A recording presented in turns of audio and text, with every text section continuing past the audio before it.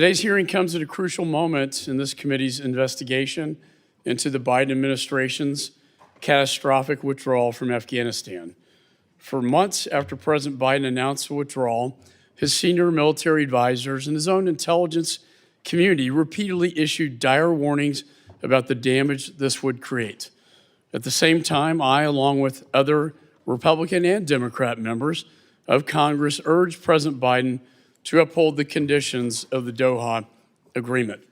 And most importantly, we urged him to prepare for the eventual fallout of our withdrawal.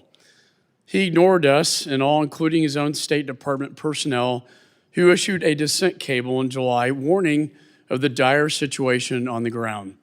Instead, as the Taliban takeover became imminent, the White House and State Department leadership stuck their heads in the sand. It was so bad, the State Department waited until the day after the Taliban captured Kabul to actually request an emergency evacuation, also known as a NEO. As a result of the Biden administration's failure to plan, the U.S. military was forced to conduct this emergency evacuation surrounded by tens of thousands of Taliban terrorists. Put simply, President Biden and Secretary Blinken put thousands of American lives at risk through their incompetence and willful blindness. And then the worst possible outcome: a terrorist attack at Abbey Gate on August 26, 2021 that killed 13 U.S. service members, wounded 45 more, and killed more than 170 Afghan civilians. It was the deadliest day for the United States in Afghanistan in over a decade.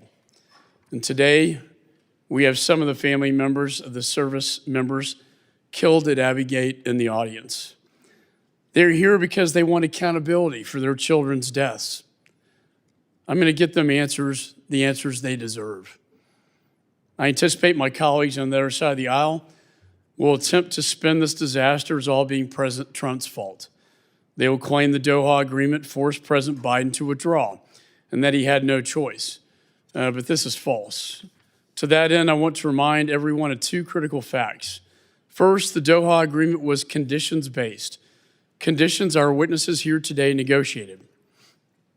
And as he can tell you, those conditions were not being met by the Taliban, and they are still not being met today.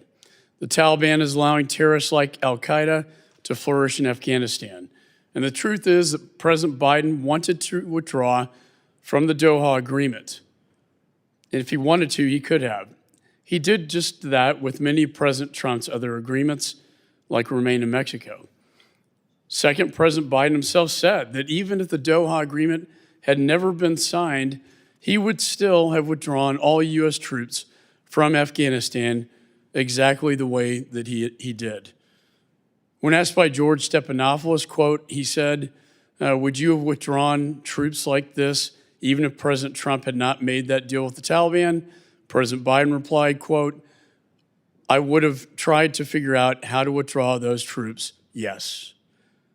Our witness today, Ambassador Khalilzad, someone I've known for quite many years, served as a U.S. Special Representative for Afghanistan reconciliation under President Trump, where he negotiated the Doha Agreement and was asked to remain on by President Biden.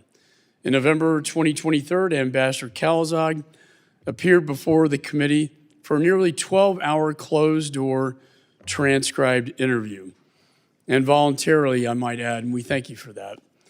And in that interview, one thing was made clear. The core problem was not the Doha Agreement. It was a president who refused to enforce it. I want to thank our witness for being here today. Ambassador Khalilzad, I believe you have valuable information to share with this committee. And I know you've chosen to do so voluntarily, and I hope you do so with the same candor you showed in November. And I really admire you, sir. You're not forced to appear here.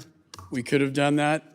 You're doing this as a patriot and an American, and someone who is in the middle of all this from the very beginning with so many facts to share with this committee. We thank you, sir, for being here today. With